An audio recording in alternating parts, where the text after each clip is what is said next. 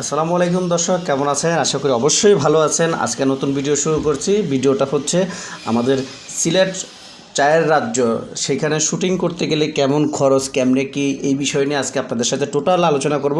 দেখতে থাকুন আমার ভিডিও। চলুন দেখে আসি সিলেটের অবস্থাটা কেমন। দর্শক, আপনারা যে গাড়িটা দেখতে পাচ্ছেন সেই গাড়িটাতে আমরা যাচ্ছি সিলেটের উদ্দেশ্যে। আমরা সিলেট অলরেডি ঢুকে গেছি।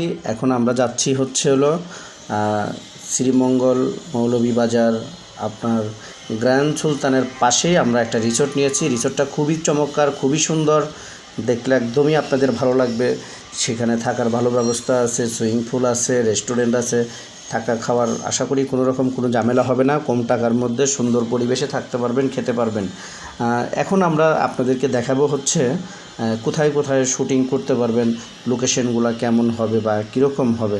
আপনারা চাইলেও এখানে একটা লোক আছে আমাদের শুটিংয়ের সাথে কাজ করেছে, সে খুবই ভালো মানুষ।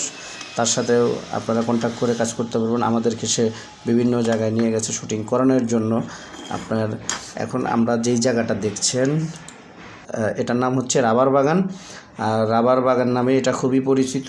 এখানে এমনি কাজ করে খুব শান্তি। আমরা বেশ কিছুক্ষণ কাজ করেছিলাম এখানে, পরে আমাদেরকে চলে আসতে হয়েছে। তারপরে আমরা যেই জায়গাটাতে আপনারা যাব, দেখেন এটা হচ্ছে একটা চা বাগান।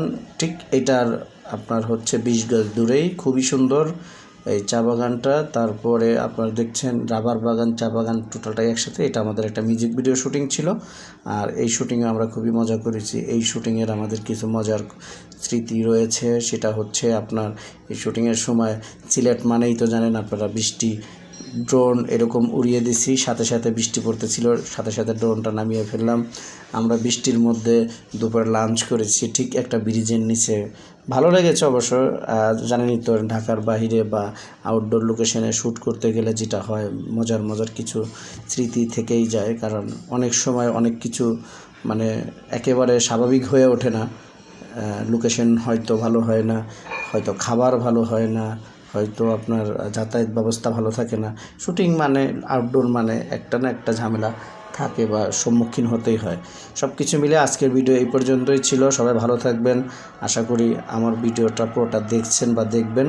ভালো খারাপ টোটালটাই আপনারা কমেন্ট করে জানাবেন কেমন লাগলো ভিডিওটা। সিলেটে শুটিং করতে গেলে যে কোনো পরামর্শ আমার কাছ থেকে নিতে পারবেন, চাইলে আমাদেরকে কমেন্ট বক্সে জানাবেন। পরিচিত লোক যারা আছে তাদের সাথে আপনাকে সহযোগিতা করার জন্য বলে দেব। অবশ্যই ভালো থাকবেন। ধন্যবাদ সকলকে।